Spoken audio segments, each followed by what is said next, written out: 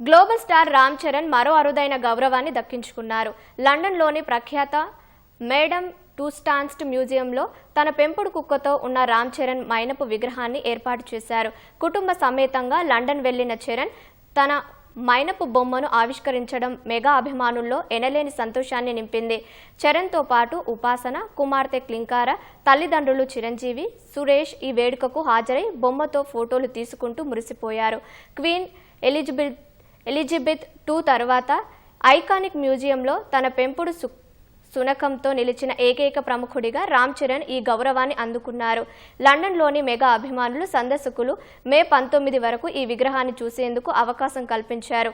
అనంతరం రామ్ చరణ్ మైనపు బొమ్మను సింగపూర్కు తరలించనున్నారు.